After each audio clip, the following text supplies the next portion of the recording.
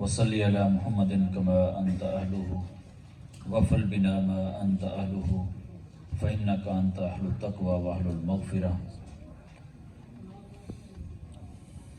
कबीर वाला के होम्योपैथ साथियों,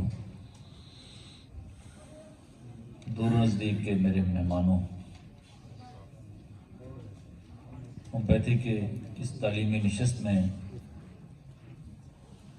हमने अहबाब की गुफ्तगू सुनी और मुझे कहा गया कि आप भी होम्योपैथी के हवाले से गुफ्तगू करेंगे। तो मैं बहुत थोड़े मुख्तसर वक्त में जल्दी अमराज पे चंद नुकात पेश करने की कोशिश करता हूँ और उम्मीद करूँगा कि आपकी प्रैक्टिस में इंशाल्लाह आसानियाँ पैदा होंगी। मरीज़ कहता है कि मेरे पूरे जिस्म में ख़ारिश है। हमारे साथी अगर सवालात की तरतीब लगाने में कामयाब हो जाएं तो वो जो काम हमने 10 मिनट में करना है वो 10 सेकंड में हो सकता है। अगर मंजिलें और रास्ते इंसान ने बार बार देखे हुए हों तो यकीन जानिए कि बड़ा आसानी के साथ बंदा मंजिल तक पहुंचता है। अगर वो रास्ते उसने देखे हुए नहीं है तो काफ़ी सारा वक्त भी ज़ाया होता है। मरीज़ कहता है पूरे जिस्म पे ख़ारिश है। आप पूछते हैं कहाँ ख़ारिश? वो कहते हैं सारे जिस्म पे ख़ारिश है, कभी कहीं कभी कहीं कभी कहीं। अच्छा, इस एक सवाल के साथ आपने दूसरा सवाल नहीं करना है।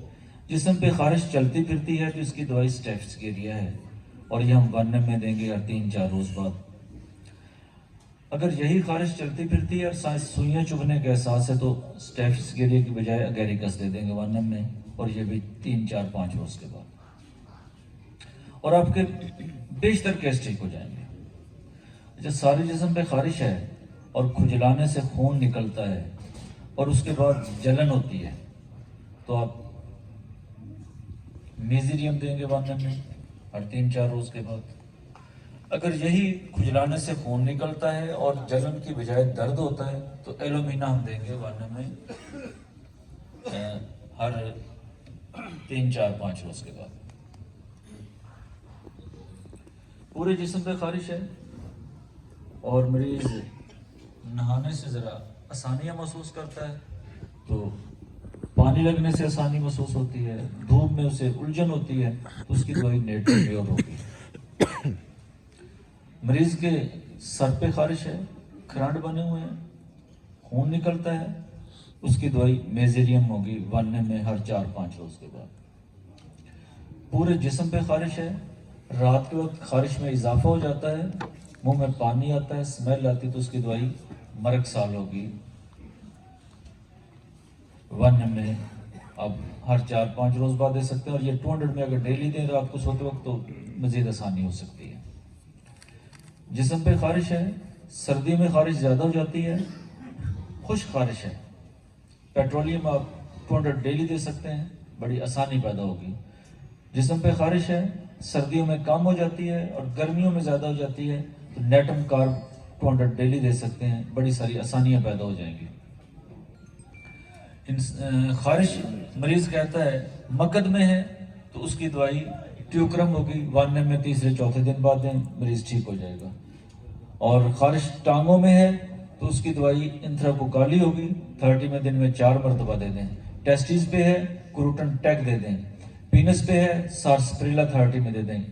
और अगर खातून है, बच्ची है, उसे ख़ारिश है वजाइनल अम्ब्राग्रेजिया दे दें। अगर बड़ी उम्र की खातून है, साथ लेकोरिया की शिकायत है तो क्रियाजोट 1 में दे दें।